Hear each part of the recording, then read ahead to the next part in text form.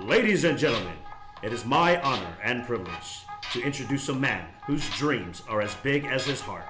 Without further ado, your host, John Clay.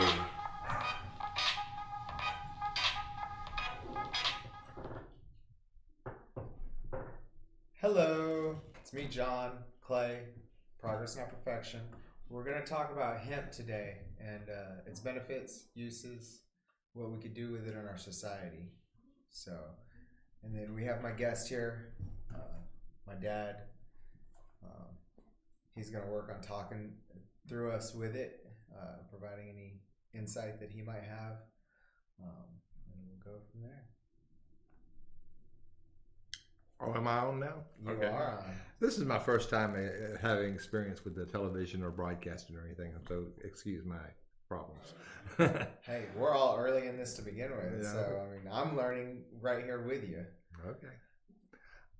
My experience with marijuana has been long. Growing hemp is something that I have no experience at, but it is in the cannabis family. I mean, most of the product I've ever worked with or had anything to do with, I tried to increase the THC value of, and the whole process of hemp is to try and grow a cannabis plant with as little THC as possible. Mm-hmm.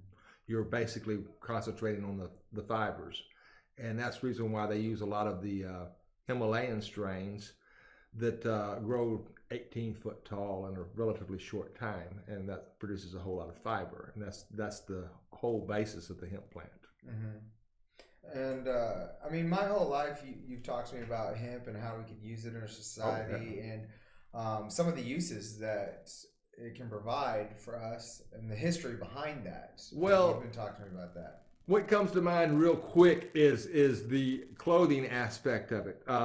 One of the original blue jeans that they show on the back of the blue jean pocket, where they're stretching a pair of blue jeans with oxen, that was made with hemp, not cotton. Mm. But some of the far-reaching aspects of hemp and some of the things that we can't duplicate have to do with the building process. We can make concrete out of hemp that'll last 100 years. Mm-hmm. You can't make concrete nowadays that lasts 10 years on our highways. So just think of using 100-year concrete on bridges and roads instead of the crap that we're using nowadays. But that just touches the surface. You could also use hemp for cooking. Well, let's put it this way. Anything you can use with petroleum or wood, you can make with hemp. Mm. And far more. So if we were using hemp, we'd probably have, for our roads, we'd probably have a lot less potholes then, right? Oh, yes, sir. And not only that, when you start talking about, well, replacing petroleum, yeah. What you've got to understand is, yes, you're producing carbon dioxide when you burn hemp too, but or hemp oil products. But the process, the whole process there, the forming of the plant uses carbon. It takes carbon out of your air. Mm-hmm. That same carbon gets released when you burn it, but no more. Whereas petroleum, you're taking carbon that in a liquid state, mm-hmm. not in our air, in a liquid state, has been for millions of years. You're burning it and you're putting it into a gas state again. Mm-hmm. So it has to go through the whole process to get it put into another form, less harmful to our atmosphere. Carbon's everywhere. Mm-hmm. Everything alive is made out of carbon. We do not know of a life-based form that's not made out of carbon to this day. Not saying there's not one out there, but saying we don't know of one. So when we're talking about fuel here, and you're talking about negating CO2 production, right? Where you're just recycling the same CO2 instead of taking carbon that's in a non-gaseous form, mm-hmm. and converting it to a gaseous form again, which it hadn't been for millions of years. Mm-hmm. You're not going to liquidate carbon. You can't destroy matter. You can change it from one state to another, but you can't destroy matter. For sure.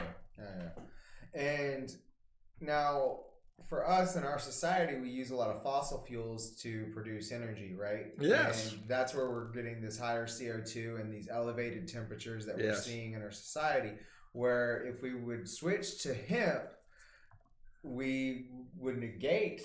Well, this opens up a whole nother can of worms. But back in the day, way back in the day, when Henry Ford first invented the Model T. He expected to use hemp oil. Mm-hmm. But there was two other rich SOBs that decided that would hurt their profit line. Okay. Rockefeller and Hearst. Now you'd say, what do those two have in common? Hearst had large, extensive forest holdings. If you bring hemp online, producing mass amounts of hemp, you don't have to clear cut our forest anymore. You can grow paper. Our Constitution is written on paper made out of hemp. Mm-hmm. Hemp paper lasts longer and is of better quality, and you don't have to use all the obnoxious chemicals that you use processing paper. And anybody who's been raised around a paper plant will tell you they're pretty damn obnoxious. Mm-hmm. But you can cut that way down by using hemp. Or I've been told, I'm not an expert on making paper, but I have been told this. So with the amount of carbon that our air, if we used it not only for energy production, but also in our textile industry, we would have more hemp being used, and therefore actually being able to bring us back from the elevated CO2 levels that we're finding now and help even out our climate. You can also double down on it. You can use the same hemp and remove the oil for using it for lubricants and for the petroleum industry processes. And you can take that same hemp that you squished the oil out of and now use the fibers for your construction purposes and for your clothing purposes. So you can double dip on the same material. George Washington grew hemp. Our forefathers, like I said, the Constitution, the American Constitution and the Declaration of Independence were written on hemp. So our forefathers, matter of fact, they were demanded by the crown. They were forced to grow hemp because that's what they used to make their sails and their rope and all of that with. Try to make sure you're looking at the camera. I'm, like I say, new to the game. What's that? You want to talk about the web screen? Sure, yeah, we can go into that. So, what are we seeing on here? On an annual basis, 1 acre of hemp will produce. I'm not gonna lie, man. You're gonna have to make that bigger. 2.3. That's fiber. There you go. 2.3 acres of cotton.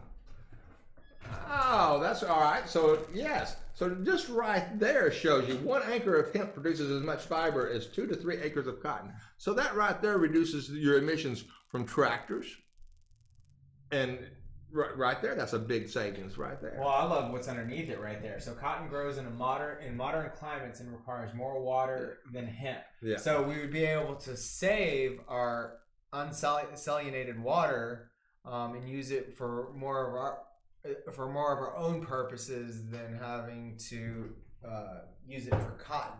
Hemp is cannabis, and cannabis, our nickname for it is weed. And the reason why is it's a very forgiving plant. It will grow under lots of different conditions, lots of different climates, and produce wonderfully because it's just a forgiving plant. So when you're saying that, we could also, but one of the issues we're having nowadays is farmland, right? Right. So that's what I'm saying. You can use land. You can use land that wouldn't be used for land as hemp production.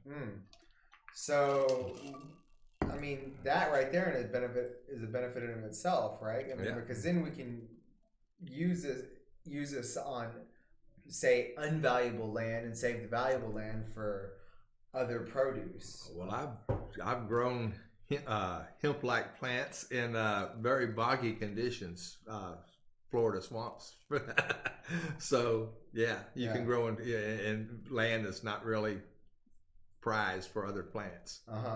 Saves the trees. Save the tree. Well, yes. Well, like I say, look at the fiber production you get, and the thing about hemp is you get such long fiber. You can't get 18-foot long cotton fiber. It doesn't. It just grows in little bitty pieces. Hemp will grow 18-foot fiber. And that, I mean, and when you're talking about that, that's rope. That's sails. Yeah. Her Majesty's Navy needed it. And so, and it's a stronger material too. So it saves us from having to use things like polyester, where when we talk about sails on ships and things like that. It would also, if you look at a lot of our water nowadays, you're finding polyester particles, plastic particles in our water that's associated with clothing. So we could actually be using a natural source and that would last longer. Our clothing would last longer. And it's biodegradable. Yeah. Well, I mean, now I was listening to someone the other day that plastic is biodegradable, but the time frame, everything reverts back to carbon, right? Right. Everything reverts back to carbon within a period of time. Right. Now, when you're talking about plastic, though, that period of time is generations. Yes. Now, and it's the same. To me, that's the same thing. It's going to take longer for hemp to break down than cotton would, right? So our shirts it's a stronger fiber. Our shirts, everything would last longer, all the way up into our concrete, which provides benefits in of itself. And if you think about like Tupperware too, how often are we use Tupperware that breaks down extremely fast? You could, from what I understand, you could make plastics from anything you can do with petroleum or with wood, you can make with marijuana products. Anything. Strong, durable, environmentally friendly plastic. Yeah, I mean that in itself. Look at Matt over there coming through with the highlight. So yeah, I mean these are the things we need to be talking about in our society. I don't feel like it's getting enough attention. And we can eat it. Well, yeah, hemp proteins is one of the most bioavailable plant proteins there is. And the beautiful thing about now, hemp is legal in the state of Texas. So, when you look at it, we should be everybody should be trying to use that. Everybody that would be an energy producer. I mean, you think about these places like Exxon. If they would be willing to just switch over. Instead of doing oil refineries, they have land to get oil off of to begin with. If we can take that land and reuse it for hemp production, if they would just do something like that, then it would definitely be a transition for them to do that. But it would be very environmentally friendly and in the long game right now. When you look at how things are playing out with our political climate and everybody talking about the Green New Deal, and they're talking about really coming after these energy producing companies, this would be a good step for them, a good PR move really for them to start trying to transition that way. Oh, I think there already are big time. I have seen for years, I've seen oil companies talking about producing algae to be able to make petroleum out of. Mm-hmm. So they're looking at renewable resources. But this one's already there. This one's been there for generations. There's a history. Yes, sir. But it's a history. It's a history of being purposely discriminated against for racist factors, to tell you the truth. No, for sure. When I was talking about before, when Hearst and Rockefeller got together to get Ford not to go to the hemp oil with his Model T, the way that they did that is they went to Congress and started talking about, because back then in the day, most jobs were agricultural. Mm-hmm. And we had an influx of Mexican people, Hispanic people, that was crossing the border at that time too. And so to get their way, Hearst and Rockefeller raised up a whole lot of anti-Hispanic feelings to prosecute them, to prosecute the Hispanics from coming over. And one of the ways they did it was they got marijuana put as a class 1 narcotic back then to harass the Hispanic population, because they were some of the people that were using them at the time. Mm-hmm. So it was a racist thing to get that legislation put in, mm-hmm. just to benefit two rich SOBs. Mm-hmm.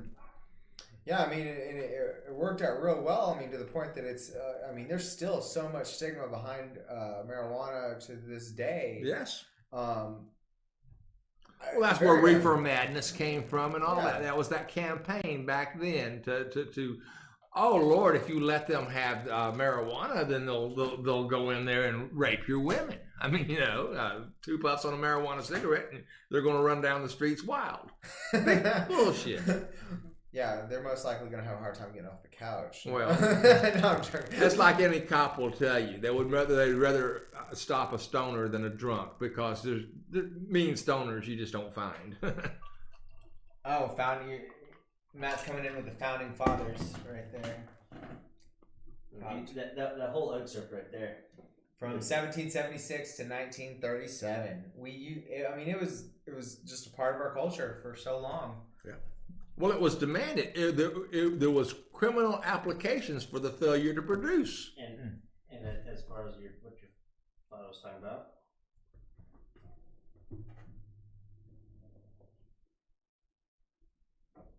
Yeah, I mean it is. It's definitely. So speaking good of it became taboo. Oh yes. But as it states in here, President George Washington, Thomas Jefferson grew it. Praised it.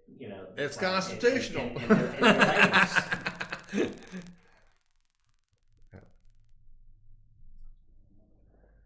So the absence of hemp in our culture has increased global warming. Mm-hmm. There's no way around that. Mm-hmm. And I think that we should hasten toward adopting it as much as possible. I'm right there with you. I mean, that's the whole reason I wanted you on, to have this conversation. And I think they should legalize marijuana for adults to use any way that they see fit. As anybody who reads the Bible will tell you, that God gave man dominance over plants and herbs on the earth, Mm-hmm. and animals. So what's the problem? And especially that being the most useful one. I mean, It was a gift from nature. I mean, when you take all the things that you can, the medical things that it can do for you, the clothe you, feed you, put shelter over you, provide you energy, it was a gift from our maker, whoever it may be, whatever way that you see the cosmos being formed. It's a gift from nature. That's the only way you can say it. Yeah, I mean, no other plant can do what that does. Yeah. in of itself. And it was stigmatized for two rich SOBs' benefit. Yeah, I mean, That shows you right there the danger of certain people getting too much money and power. Money in our politics is a real problem. Mm-hmm. No, for sure. I mean, look at where we're at right now because of it. I mean, you have these people that are really manipulating our society still to this point, trying to keep things like this taboo, so that way they can continue to profit. Yeah, exactly. They're not gonna willingly turn over the oil industry to hemp based until they squeeze every damn barrel they can out of it. And the reason why that is so criminal is all the spills, all the economic disasters that we're going to have on top of global warming, because of these SOBs not wanting to give up their moneymaker. Yeah, I mean, we're losing fish at a rapid rate. More plastic than fish in the ocean now. Yeah, I mean, giant island of plastic. I mean, double the size of Texas in plastic here that we have now. I mean, that's massive. I mean, if anybody's ever driven across the state of Texas from one end to the other, imagine doubling that. I mean, that's the United States. And as a young man, I heard of this island out there that was the size of Texas. Mm-hmm. I'm not a young man anymore, but son of a gun's done doubled in size. Yeah. I mean, and the truth of the matter is there's more of us now than there was then, and each one of us, we might not do so much by ourselves, but each one of us does some. Oh, for sure. No, I mean, you see me, I'm big on recycling. Like the fact that recycling is not looked at as more of a priority, the fact that people aren't taking this conversation more seriously and actually trying to do something about it really disturbs me. I'm the father of a young girl and an unborn child, and I look at this situation and I go, I might survive this, but are they? Right. You know, that's why this conversation is so important to me, because I brought these two kids into this world. That is my responsibility to provide for them the best I can, and if I'm looking at this situation, I'm looking at the end of humanity in sight for my children. That doesn't leave them the option to live a very full life. No, and it really seriously is going to be really bad in 20 years time if we don't do something about it now. That's why I want to have this conversation. I want to get this conversation out there to people about the alternatives for us as far as what we can do actively. Hemp, I feel like, was one of the primary things that we could do to really change this impending doom that we've created for ourselves as a society. We're not going to get out of this mess until we start looking at people to lead us that don't think it's a joke. Mm-hmm. We have to have leaders that honestly believe that there is such a thing as global warming. Mm-hmm. Now, I can tell you this. As a young man, I had a friend in East Texas whose family had an original Spanish land grant. Mm-hmm. This is like the 1850s type thing. All right. So that man has a Bible that was with the family a diary that traveled from Alabama, where they were from, to Texas, listing all the different stuff that they did and everything, how many peach trees they brought and everything. And on the place, there was still to this day a building, a square building. And I asked the man what this building was for, and he told me it was an ice house. Now, I had to figure out what this was about. I'd never heard of such a thing.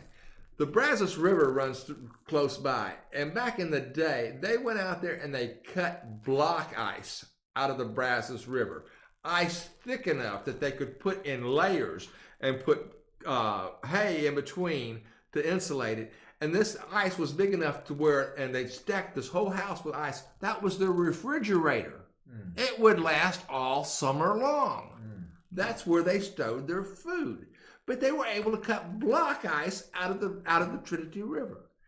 I've never seen the Trinity River frozen over in my lifetime. Mm. But you've got to figure out 1850s. Coal was a real big product back then. They wasn't burning it in Texas, but back east and over in Europe, they were burning it big time. Mm. That's what's affected our climate that dramatically, that the river doesn't freeze over. In 1950, but 100 years earlier, it froze over big enough to cut block ice out of. And now we're looking at 2020, 70 years later from that. Yes. The point you're talking about, where you look at it, and I mean, never saw it frozen. Well, I mean, when was the last time we really had a good ice storm here in Central Texas? I mean, it's been even a decent one where we had like an inch of snow. I haven't seen that in quite some time. I am in the succulent business, and so I keep track of the climate. As a farmer, you pay attention to these things, and as a succulent farmer, I love the warmer weather. But as a person, it's horrible. Now, what I'm getting at is this winter right here, the start of our winter, is the second mildest on record. Mm-hmm. This one.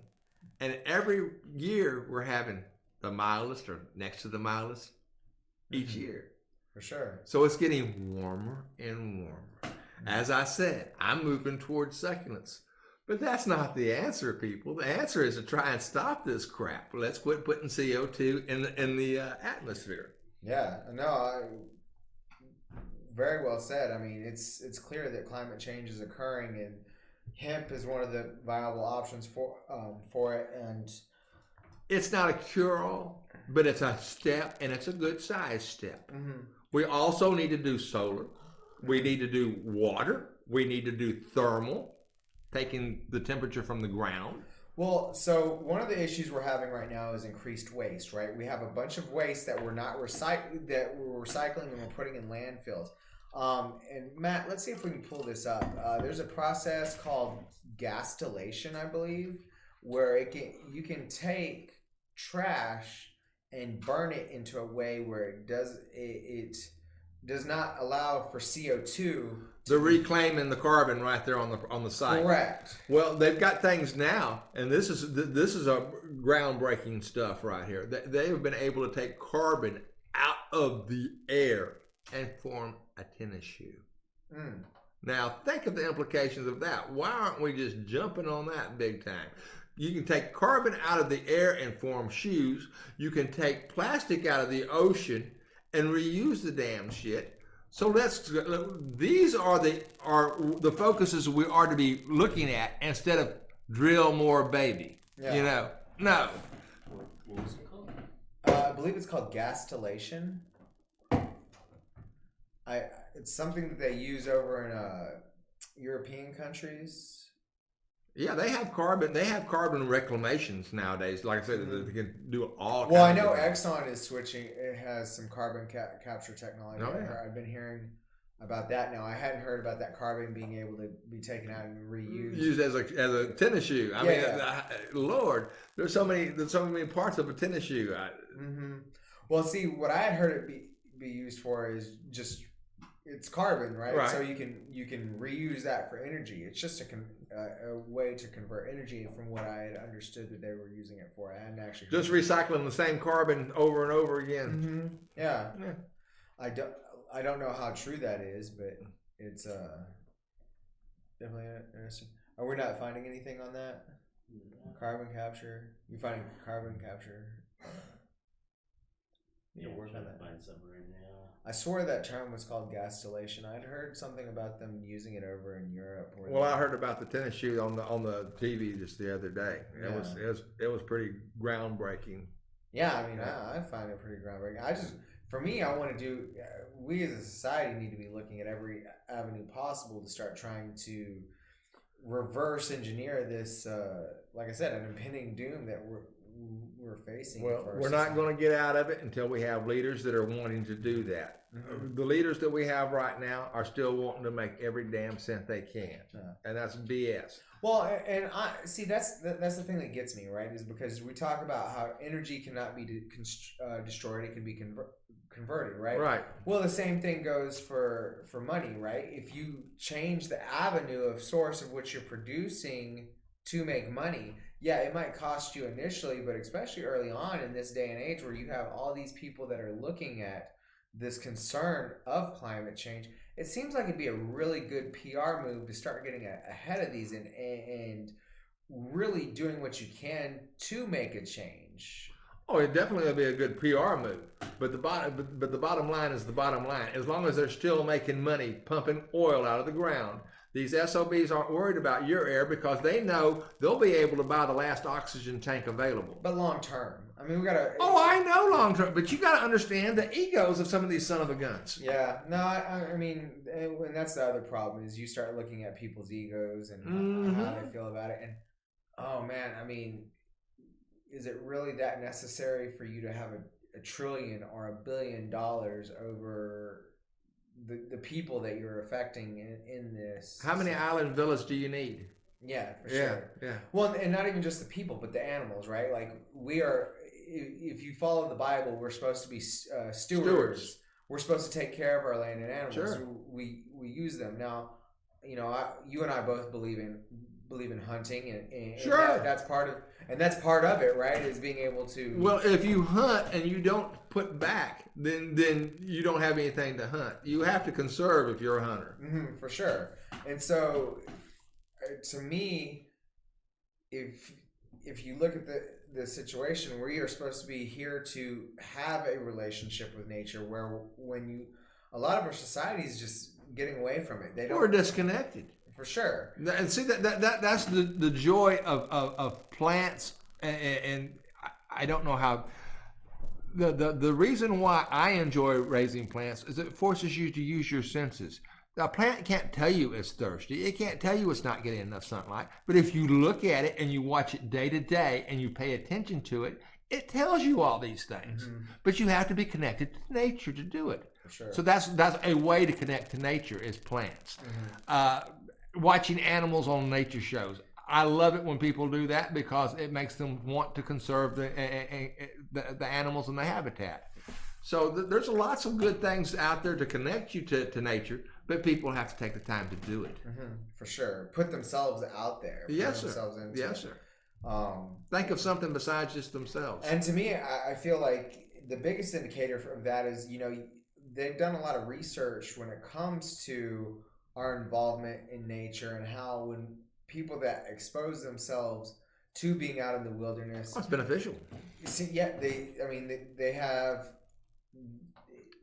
been shown to have more endorphins in their body. There's a greater sense of enjoyment within their life based on that connection. There's an inner peace that comes to you when you're out in nature. For sure. I love hiking. It's one of the best things you can do, in my opinion. As a hunter, especially if you deer hunt, you spend a lot of time just being quiet and observing. Mm-hmm.